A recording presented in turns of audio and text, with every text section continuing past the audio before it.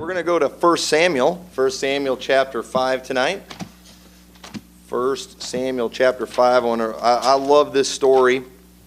It's one of those short, quick stories in the Bible. Boy, it's so good. There's a lot of stuff in there. And my message tonight, it's kind of inspired by some current events, a latest scandal that's kind of got a lot of people shook up.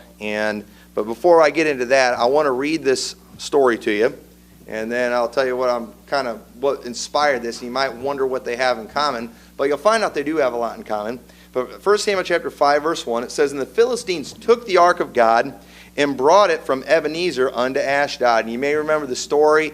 This was during the time of Samuel when he was young, and Eli, who was the high priest, he had those two sons, Hophni and Phinehas, that were wicked.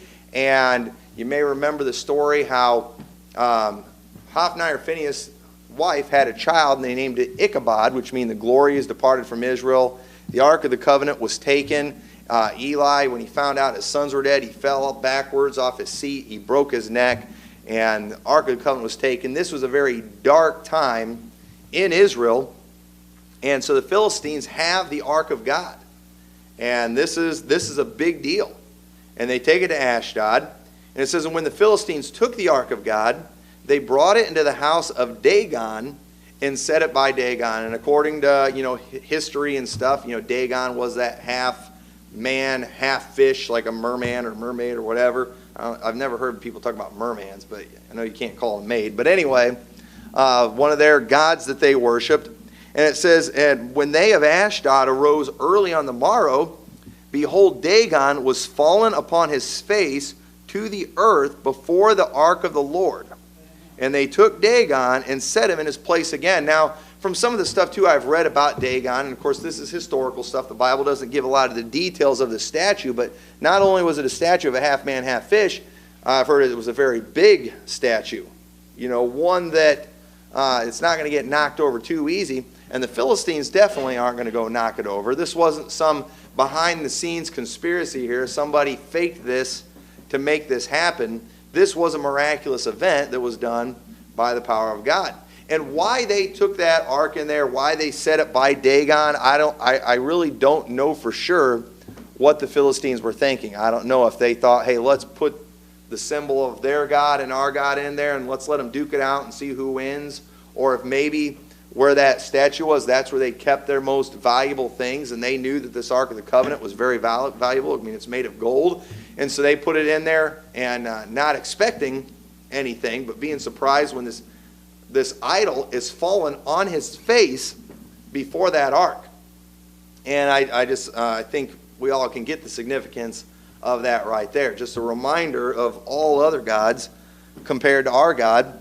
But anyway, so they raise it back up. They set it in its place again. And when they arose early on the morrow, behold, Dagon was fallen upon his face to the ground before the ark of the Lord, and the head of Dagon and both the palms of his hands were cut off upon the threshold. Only the stump of Dagon was left to him.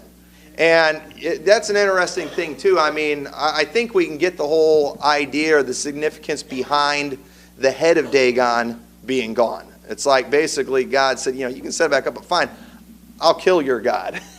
And of course, this God we know was nothing, but to the Philistines it was something. And here his head's gone and his hands are cut off. And it doesn't say broke off, it says cut off. That's a pretty supernatural thing that happened right there. They could try to blame an earthquake or something to make it fall the first time, but the second time, and then the head and the hands being cut off, obviously, it was very clear whose God was superior, and the God of Israel was superior. And then in verse 5 it says, "Therefore, neither the priests of Dagon nor any that come into Dagon's house tread on the threshold of Dagon and Ashdod unto this day." And basically, the place where Dagon fell, they wouldn't even walk in there anymore. Almost like they made it, they made it even more special. Instead of saying, man, our God stinks compared to their God, why they did that, I don't know. I think once again, just that's how it is when it comes to false gods. People do anything to hang on to their lies that they have and not willing to admit who the true God is. But in this story here, I think we see what God thinks about idols. And first of all, when it comes to idols, we see that God will not share the stage with any other God. In the Ten Commandments, the first one, thou shalt have no other gods before me. Second one, thou shalt not make unto thee any graven image or any likeness of anything that is in heaven above, or that is in earth beneath, or that is in the water under the earth. Thou shalt not bow down thyself to them, nor serve them, for I, the Lord thy God, am a jealous God, visiting the iniquity of the fathers upon the children unto the third and fourth generation of them that hate me. So right there, we see that God does not want people bowing down to idols. And of course, the Philistines did that to Dagon. And so you know what God did? He had Dagon, their idol, bow before God, basically. There they find him twice on his face before the Ark of the Covenant. And that is, and God, he's not going to share the stage with anybody. And you might as well just get that in your head, because God is a jealous God. He said that there in the Ten Commandments. For the Lord your God is a jealous God. And in his, Exodus chapter 34:14, it says, for thou shalt worship no other God, for the Lord whose name is jealous, with a capital J, is a jealous God. That's a good verse to underline in your Bible and mark for whenever you're talking to a Jehovah's Witness. They like to call God Jehovah all the time because that's his name. They make a big deal about the name Jehovah. It's like, God has a lot of names in the Bible, but they make a big deal about Jehovah, and I asked one about that. Well, you guys make a huge deal. Why don't you just call yourself the Jealous Witnesses? He's like, what? It's like, it says in the Bible his name is jealous, with a capital J, and right there. He's got a bunch of names, and why they do that, I don't know. I guess just because they're weird. But God is a jealous God. And he has every right to be. He is the only true God. Okay? And just like I'm my wife's only husband. And if somebody else tries pretending to be her husband, do I not have a right to get jealous? You can only have one husband. Okay? And there is only one God. And he is the creator of everything. And he has every right to be jealous. A lot of times we look at jealousy like it's a bad thing, but it's not. It's a good thing in some cases. And clearly in this case it is. God will not share his glory with anyone. Isaiah chapter 42 verse 8 says, I am the Lord, that is my name, and my glory will I not give to another, neither my praise to graven images. God is not going to share his glory. And unfortunately, many people try to glorify themselves instead of glorifying God. You get in the business of glorifying yourself, lifting yourself up, mark it down. God is not going to be pleased with that. He's coming for you. He will not share his glory with you. And God has always knocked down and defeated every god that man has used to challenge him. If you read the book of Exodus, when he sent those 10 plagues in and you study the gods of Egypt, every one of those plagues was directed at one of their Egyptian gods. Many times the way God would defeat Israel's enemies was kind of based off the gods that those people served. It was just God's way of showing, I can defeat any god. You may remember the one battle where, I might get this backwards, I don't have it in my notes, but where they were going to fight Israel and they said, their gods are gods of the mountains, ours are gods of the valleys, or vice versa. So let's fight them in the valleys and they will win. And then Lord he utterly defeated them. They're in the valleys, and it says because they said that. It was like when they said that, that made God mad. And he's like, okay, we were going to put the whooping on you before, but now we're really going to put the whooping on you because you said your gods are better. And he proved them completely wrong. That was one of the reasons God helped David with Goliath. Because, he was challenging their God. He was defying the God of Israel. And God wasn't putting up with that. He never has, and he never will. And today, the idols that people are worshiping today are not statues, but people. And I want to talk about fallen idols today. Because unfortunately, another idol fell this last week. And some of you probably maybe follow the Duggar family and saw Josh Duggar, not the one with the kids, but a recent scandal. And I was terribly disappointed when I heard about that. And you know what? As terrible as that was, I'm not going to stand up. I'm not going to stand up here and talk about Josh Duggar. I don't want to do that. We all know it's wrong to commit adultery. We know what he did was wrong. I'm not going to talk about. I don't want to talk about his family. I think they're amazing people in a lot of ways, but at the same time, they become an idol to a lot of people. And I personally believe one of the biggest reasons for his fall has to do not with his family, not with him being in Washington, D.C. and getting corrupted there, not even necessarily just them becoming TV personalities, but because of what I would call maybe their minions, their followers, the little people. And unfortunately, many times we make idols out of people. And when you make an idol out of people, God's not going to put up with that. God is not going to deal with that.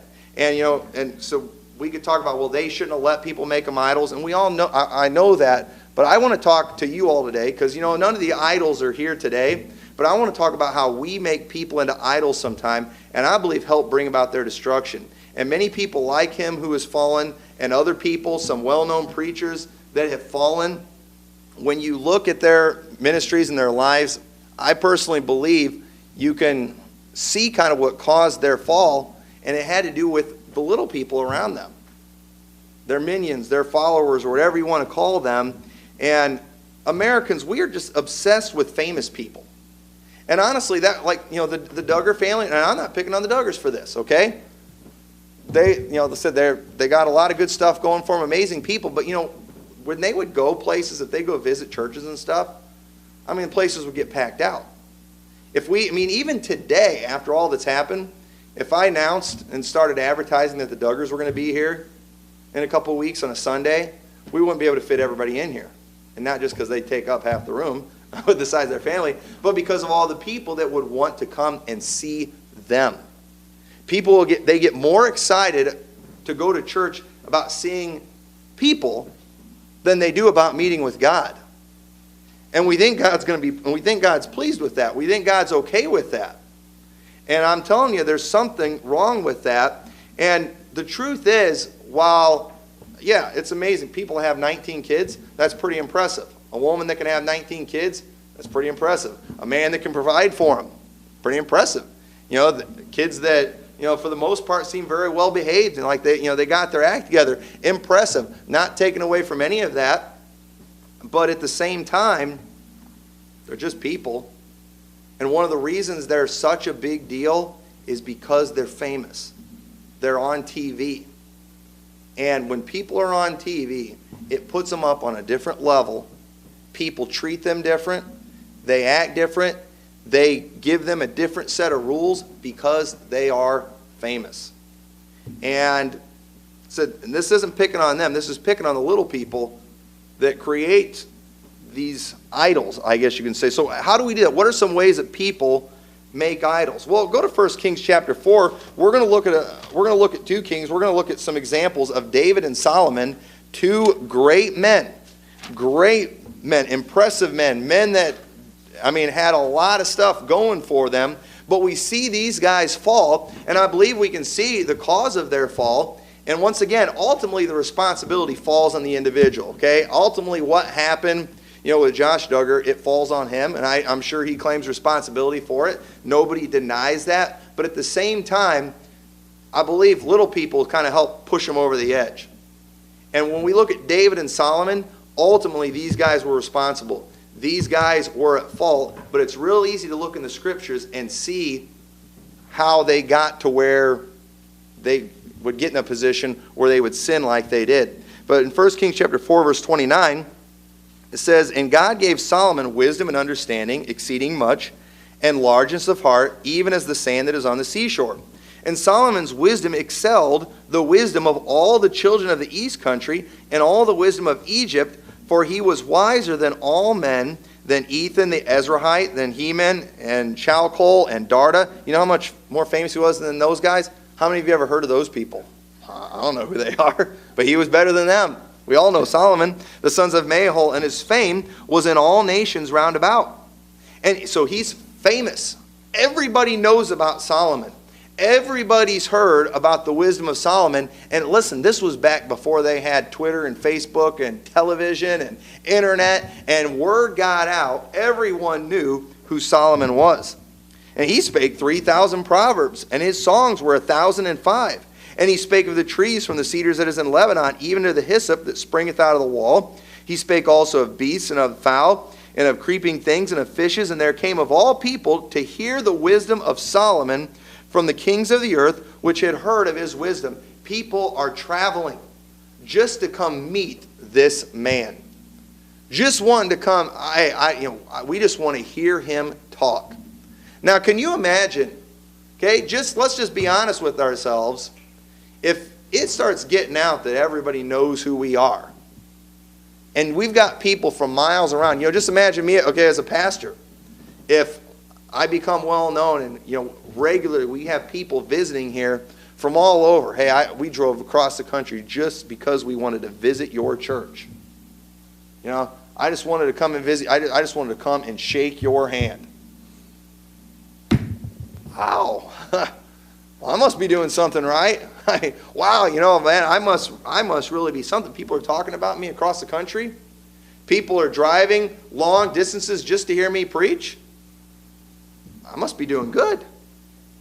And getting our satisfaction from what the people are saying instead of going to God and find out, hey, Lord, what do you think about what I'm doing?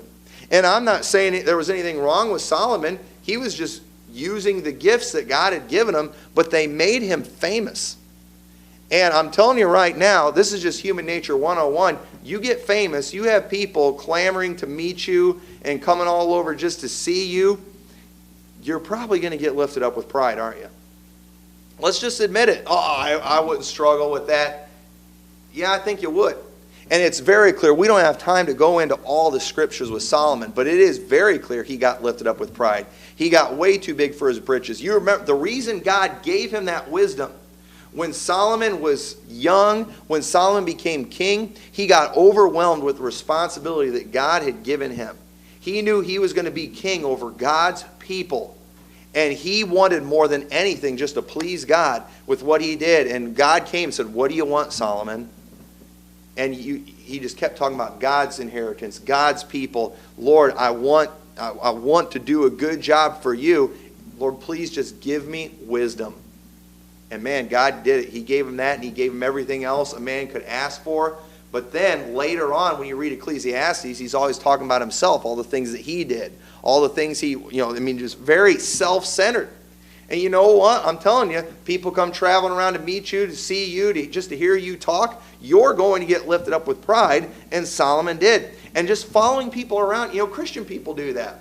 I mean, I know singers, okay? Singers. Now, I love singers, okay? But Christian singers, that they get up and sing, okay? And I appreciate a good song. But they literally, some of these groups out there, they've got, groupies that follow them around. If they are anywhere near them doing a concert or whatever, people will drive all over just to go hear them sing the song. They've heard them sing 18 million times. And let me tell you, singers are some of the first people to get lifted up with pride. I mean, they've got it made. They don't have to make you don't make a lot of strong stands when you're singing a song. You sing a song, Jesus Saves. I mean, I think most people agree with you on that one. And people go nuts over them. And boy, these people too, the singers, they're some of the first ones that go liberal, that start going with all the fashions and trends of the world, that start dressing like weirdos and doing all the things they do. Once they start getting big, you'll see their music start going south real fast. Right? Because they've got all these people traveling around clamoring to hear them sing. And it lifts them up with pride.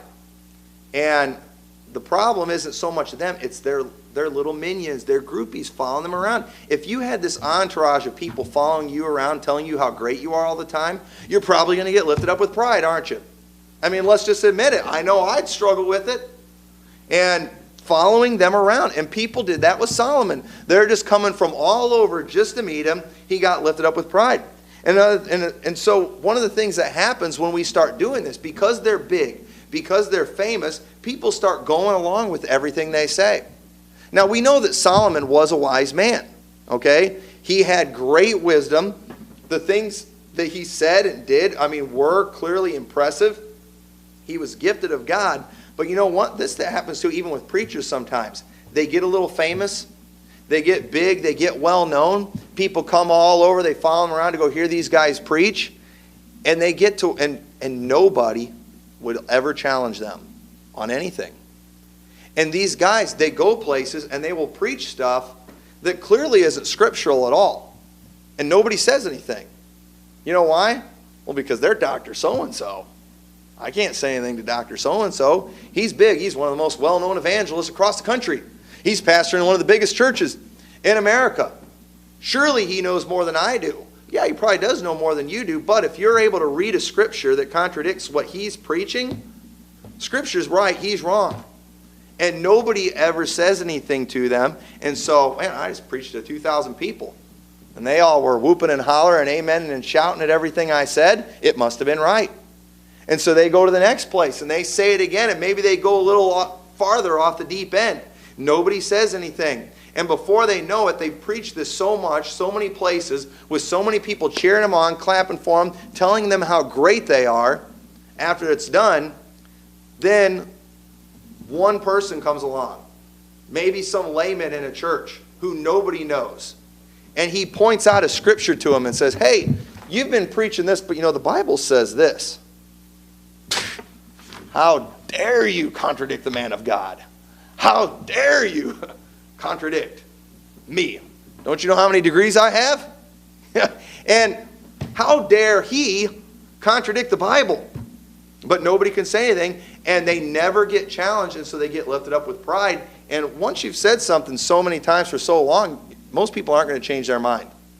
They're not going to back down. They're not willing to admit that they're wrong. And these people, some of them, some preachers, they get kind of famous in their own little world, in their own circles. There's guys in the independent fundamental Baptist movement that are famous amongst independent fundamental Baptists, and they're going off the deep end in a lot of teachings, and nobody will challenge them on it. We make idols out of them, and then what's sad is many other people start following those teachings too, preaching the same thing, knowing for sure it's got to be true because Dr. So-and-so is the one that teaches it, and make an idol out of those people. And then what usually happens in the end, that person ends up getting involved in some kind of scandal, maybe a financial scandal, maybe with immorality or something, and then people are devastated. Their faith is destroyed. You know why? Because their idol fell. And they don't know what to do. They don't know how to handle it anymore. And they're like, how did this happen? Why did this happen? I'll tell you why it happened. Because he was stealing God's glory. You people were giving him all their attention. They were giving him all the praise. And I'm telling you, God doesn't appreciate that. He doesn't like it one bit. And listen, there's more than one way to worship. Worship, it's more than just, getting on your knees and bowing before someone and saying a prayer. We don't do that to people. We don't do that to preachers. But it's honor. In the Webster's 1828 dictionary, respect or civil deference. And deference, it just means a yielding of opinion. And we do that with people. We will completely yield our opinion to another preacher. Just because he teaches something, we will say, well, yeah, my preacher preaches that, therefore it has to be true.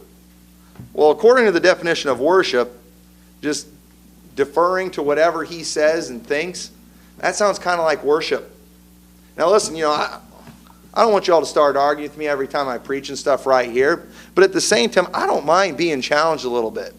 And here's one of the reasons. I don't need you all worshiping me and just going along with everything I say. Now, we can do that with God. There's lots of things I see in the Bible. It's like, man, I don't like that. But hey, that's from God's word. So you know what? I'm going to go along with it. I will defer to God's way of thinking over mine. But I don't see in the Bible where we have to do that with people. I think it's dangerous to do that. But unfortunately, many people do. Worship, it can mean to adore, to pay divine honors, to reverence with supreme respect. and veneration. Okay, and boy, we adore people. Why? Because they're famous. Because they're on TV. Because everybody knows who they are. Why do we do that with people? We are setting them up for failure every time. Another way we do this too, that we can turn people into idols, is literally by conforming to their image. Remember, we talked about this last Sunday, I believe, in Galatians 6:13. It was talking about the circumcision, and it says, "For neither they themselves who are circumcised," talking about the Jews, "keep the law, but desire to have you circumcised, that they may glory in your flesh." Paul was trying to say, they are trying to get you to physically alter yourself so they can claim, hey, look, these people are like me. These people are like us. This is a Jewish thing that we do, and all these people are doing it. They are becoming like us, and it was a way to lift them up and make them look good. And one thing I'll say for the Duggars, I actually think that they helped. I think a lot of people did conform to their image as far as dress and stuff, and at least they dress nice. But at the same time, one thing we saw here recently, and I don't know if these are connected at all, but we were at a youth conference. We were noticing some rather disturbing clothing a lot of the guys were wearing that just, I'll say is kind of queer. All right, I know that's not politically correct. And we're like, why are guys dressing like that? These guys are supposed to be Christians. And we saw this video of one of the Duggar boys, and he was wearing like this exact same item of clothing.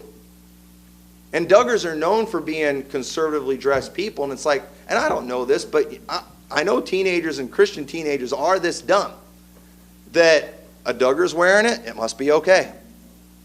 And so they all saw him doing it, and they all went and did it. Literally conforming to their image. Okay, that's not how it works, okay? Now, I understand, as Christians, we ought to try to set the example of dress and things like that, but at the same time, sometimes we get a little too specific to where it's like we're trying to find a way to make people look like us so we can glory in that. Hey, do you see all these people that look the way we do? That look like us? A way to point people at us when we're supposed to be being conformed to the image of His Son. Being conformed to the image of Christ. And, if the right Christian person starts doing their hair a certain way, all kinds of Christian kids, especially singers. Okay, I remember when all the weird, rock and roll groups started messing their hair up, when that became real trendy. And then I remember all of a sudden the Southern Gospel groups started messing their hair up. And then I noticed all the Christian teens messing their hair up. And it's just like, people, learn to think for yourself. Why do you want to conform to the image of these people? And singers, like I said, singers especially, they're some of the biggest idols. They're some of the first ones that turn out to be perverts and stuff sometimes. And they are the first ones that go along with the image of the world, and then Christians follow right along with it. And it's absolutely ridiculous, and God doesn't like it. Worship, conforming to their image. It would be kind of, like I said, I could see it being kind of flattering to a certain extent. If everybody was trying to dress like me. So I'd get a little creeped out. If everybody saw Brother Tom wearing a gray suit today, and great, y'all all the men wore the same thing tonight, I'd probably get a little spooked. But at the same time, a lot, while it would bother me, I think a lot of people would be flattered. And some preachers that have enough people following after their image and conforming to their image, once they start getting a pretty good sized group following them, it really emboldens them to where they will literally start preaching, this is what everybody should be doing. This is what I do.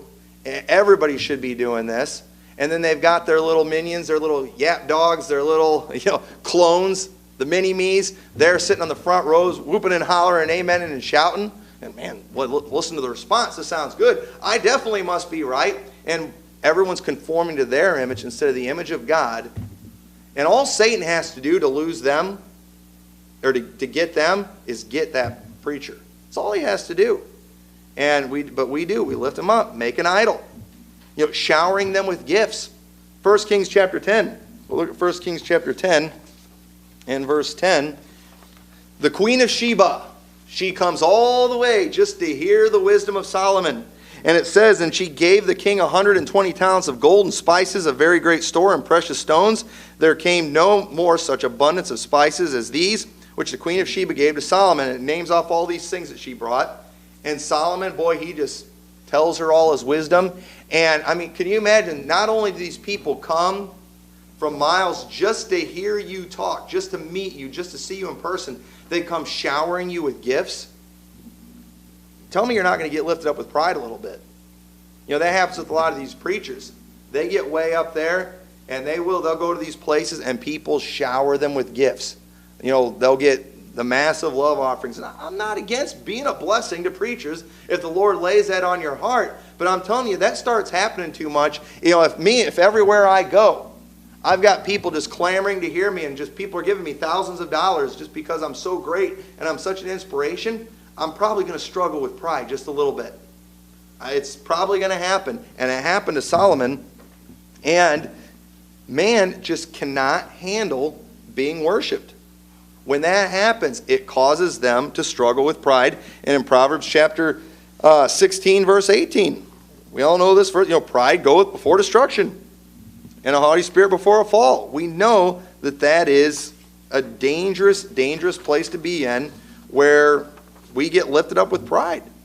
We've got to be careful. You know, better is it to be of a humble spirit with the lowly than to divide the spoil with the proud. You're better off, as a pastor, I'm better off remaining a little guy. Remaining somebody that people don't know, don't pay a whole lot of attention to, than dividing the spoil with the proud. To make it into the big time. So I can get the worship. You know, to get the people. And all it takes to make, for some preachers to get famous, is just for them to be big. You know, they got a big church, they're automatically a big shot. And I've heard some of these guys preach at some of these meetings and things too, and it's like, man, that wasn't that good. I didn't really get it. You know, they didn't really say a whole lot. But people, oh man, did you hear him? Oh my goodness, that was so amazing. He didn't really say anything. But he's Dr. So-and-so. Whatever he said, it has to be true. It has to be right. I remember one of the first times I heard one of the big name, big shots. And I remember I heard him preach, and I was all excited. I mean, this was Brother So-and-so. This is a big deal. And I went and heard him preach, and I'm like, that's not biblical. And, you know, I'm ashamed. It literally took me like a week to process what I had heard. Because I was like, there's no way he preached an unbiblical message. But I knew what the Bible said. And it literally, after like a week, I finally admitted he was wrong. And that guy's in prison now. And once again, got lifted up with pride. Preached all kinds of goofy stuff there at the end that was clearly wrong, that made no sense. Why did he think he could do that? You know why? He had a bunch of little minions propping him up, lifting him up, telling him he's great, throwing money at him. Literally. And it emboldened him to say things he shouldn't have said, and it destroyed him. God had to bring that idol down. The little people made an idol out of him. And listen, mankind struggles enough with pride as it is. We don't need help, okay? I'm going to struggle with pride enough as it is. I don't need you all making it worse, okay? And I know maybe I'm hurting myself, you know, preaching against throwing money at the preachers and stuff. You know, maybe I'm losing out by doing that. But you know, I don't want to have the end some of these guys have. And it caused Solomon to fall. You see what happens? They start believing everything people are saying about them. In 1 Samuel chapter 18, verse 7, this is not long after David slayed Goliath. And really that was about all David. You know, David hadn't done a ton at this point. But remember the women that were singing? It says the woman answered one another as they played and said, Saul hath slain his thousands, and David his 10,000s. And remember how Saul reacted when he heard that? Boy, it made him angry because David has outdone him. But you know, I wonder if maybe David heard that song too. David heard these people singing. Man, listen to what they're saying about me. You know, listen to what is being said. They're singing songs about me. Man, they've said I'm better than King Saul. He's slain thousands. I've slain 10,000s. I'm the David, the giant killer. And he gets lit, and it didn't happen all at once. It was years later before he fell. But early on, he had people literally singing his praises. Now listen, why were they singing David hath slain his 10,000s? Didn't David in the beginning give God the credit? David gave God the credit for the victory over Goliath before the victory over Goliath had even happened. Hey, the battle is the Lord's. But I don't know, maybe somewhere along the line, as he heard those people singing those songs all the time, maybe he forgot that it was God that won that victory, and he started thinking that he won the victory. They start believing it. And there are a lot of these preachers that people literally worship and praise all the time. It's like they start believing everything people are saying about him. Oh, that message, it was so inspirational. It was so wonderful. I mean, I felt the Holy Spirit all over you. You're great. You're the greatest preacher I ever heard. Well, you know, they start to believe it. And what happens, they begin to have a superior attitude, and they give themselves a different set of rules than everybody else. David did the very same thing. 2 Samuel chapter 11, verse 1. And it came to pass after the year was expired, at the time when kings go forth to battle, that David sent Joab and his servants with him and all Israel, and they destroyed the children of Ammon and besieged Rabbah. But David tarried still at Jerusalem. David tarried at Jerusalem at the time when kings go forth to battle. I don't need to fight the battle anymore. I've slain my 10,000s. I've done my share. So he stays home. And it came to pass in the evening tide, David arose from off his bed, walked upon the roof of the king's house, sees Bathsheba. And you know the story. You know what happened there.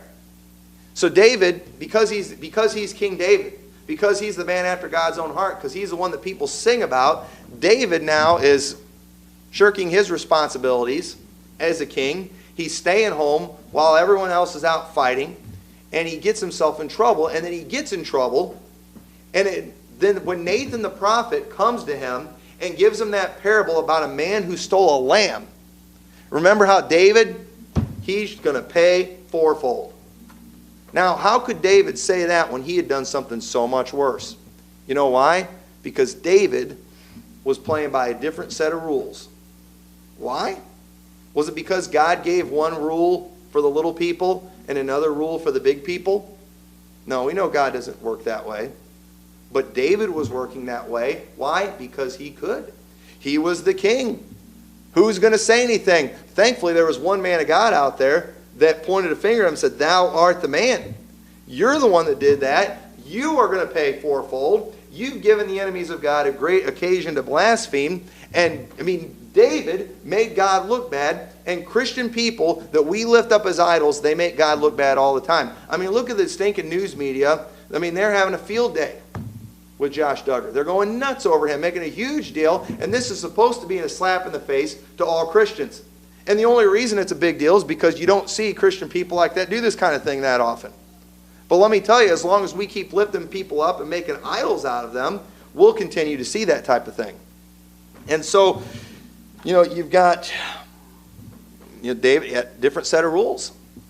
You know, the Duggar family, and once again, this isn't a slap in their face. Okay, I said I'm not trying to be mean to them, but you know, for their TV show they had, I was reading some of the facts about it, I guess, but you know, they got paid like $25,000 to $40,000 for each of those episodes they did on their family. Now think about it. If you're a family and people are paying you $25,000 to $40,000 just to follow you around and film what you do, man, I must be a pretty amazing person. Wow, we must be quite the family. We're getting paid $40,000 to let people follow us around with cameras, and we're putting it on TV, and man, the ratings are doing great. Wow, people love us. They think we're great. Some of the speaking fees for like Jim Bob, I don't know what Josh was getting, just to go some of the places he would go and they would just speak and give speeches, $10,000 and $20,000. I mean, if you're getting paid $10,000 and $20,000 to go speak somewhere, first of all, I'd be doing a lot of talking. But second of all, that's going to kind of lift you up a little bit, isn't it? Wow. You see how much these people paid me to come speak? Did you see how many people came to hear me? Me? I mean, wow. I'm really, and I'm telling you, it's going to go to your head. You go out, you can't even go out shopping anymore in public because, hey, it's you. Yeah, it's me. But, why is this a big deal? Because you're on TV. You're special. You're famous. But you know what? All these people are people just like us. And so we met some of them before, and they're nice, normal, down to earth people. But unfortunately, man lifted them up to a place that was very dangerous, and unfortunately, one of them fell. And it could happen to anybody. It could happen to me if you do that to me. You know why? Because God's not going to let me share the stage with him. He is not going to allow his glory. If I'm up here and I'm speaking things contrary to the Bible, and you as his people, okay, Jesus Christ, he is the chief shepherd of the flock. And if I'm up here and I'm leading you as the Lord's heritage away from him, do you think he's going to be okay with that? Do you think he's just going to go along and stand by and nothing's going to happen to me? I'm telling you right now, it's going to end bad. And unfortunately, we set people up for failure when we give them too much praise, when we make too big of a deal about them. When you idolize somebody, you're not just hurting yourself, you're hurting them. And worse than that, you're sinning against a very jealous God. Go to Matthew chapter 23. I want to just show you a few verses in here real quick. We'll close this. Matthew chapter 23. And, mankind has not really changed. I mean, we're pretty much the same thing we've always been. It's the same rules. But Jesus, he's speaking to the multitude and his disciples in verse 2, saying, the scribes and the Pharisees sit in Moses' seat. And therefore whatsoever they bid you observe, that observe and do, but do not after their works. For they say and do not, for they bind heavy burdens, grievous to be borne, and lay them on men's shoulders, but they themselves will not move them with one of their fingers, but all their works they do for to be seen of men. He's saying they give you all these things that you're supposed to do, but they don't do them themselves. Once again, because they are superior, because they're way up there, because they are the leaders, the well-known, the rich, the famous, they play by a different set of rules. They would demand things of the little people, but them as the big people wouldn't do any of them. And it says in verse 6, they love the uppermost rooms at the feast and the chief seats in the synagogues. Boy, they got the best seating everywhere. The greetings in the markets and being called of all men, Rabbi, Rabbi, meaning teacher, teacher. Hey, come teach us something. Come tell us something. And a lot of these people, preachers too, I mean, they'll have these people, they follow them around just, doctor, doctor, which means teacher, teacher. I mean, it's the same thing. Please, tell us something. Share us some wisdom. Let a little bit of your greatness, please, rub off on me. Okay, all right, I'll do it. It's hard. It'd be hard not to. Thankfully, I don't struggle with that because I don't have people following me around like that and doing that to me. If I did, I'd probably struggle. And here's the thing, too. Everybody wants to be respected and admired and all those things. But for you to get to that point, and there's other verses we can go into, we don't have time, but people will try to lift you up. For some reason, people want to put you up on a pedestal. You might remember Paul and Silas, or Paul and Barnabas. The people wanted to worship them, didn't they? And when they said no, do not. Because in the chapter before that, people heard Herod talking. They said it is the voice of a God. And Herod, he took the praise. And you know what? He got eaten of worms right there and he died. And in the next chapter, the people tried doing the same thing with Paul and Barnabas. And you know what those guys did? They rent their clothes and they panicked and they said, stop it. And then you know what the people did? They tried to kill them. And if you start moving up the ranks and you become big, and people start lifting you up, propping you up, praising you, worshiping you, and you say, knock it off, they'll knock it off and they'll knock you down too. And then you're not going anywhere. They'll turn on you. You'll be a bad guy. But if you take it, you get propped up. And you might not get eaten of worms like Herod, which doesn't sound good. But God will knock you down eventually. And you know how many people are probably devastated over this whole thing. And people who get devastated all the time when preachers fall. You know why? Because they make idols out of them. And while I thank God for preachers, there's people that I look up to and that I admire and respect in a lot of ways, but you know what? I'm not serving them. I'm not worshiping them. I'm following Jesus Christ.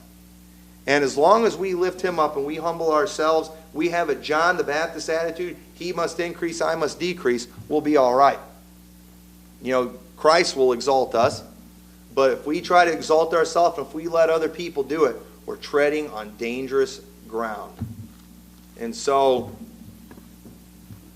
be careful, folks. Last thing we need is a scandal around here. Last thing I need is to get myself in trouble. And, you know, don't on purpose try to humble me. You know, don't on purpose try to make me feel bad and stuff like that. I'm not telling you to do that, but man, don't give me more than I deserve. Don't give me what you should be given to God. What belongs to God, you give to God. He's not going to share it with me. Don't take your tithe and give it to me instead of give it. It's his. I don't want it. You know, and the praise, your worship, your everything that belongs to God, give it to him, and I'll be safe. You'll be safe. And stop making idols out of people. If you do, eventually they're going to be like Dagon. They're going to be falling on their face. They're going to have their heads cut off, hands cut off, right there, humbled, humiliated. And I don't want it. I don't want no part of that. But it can happen. So with that, let's all stand together.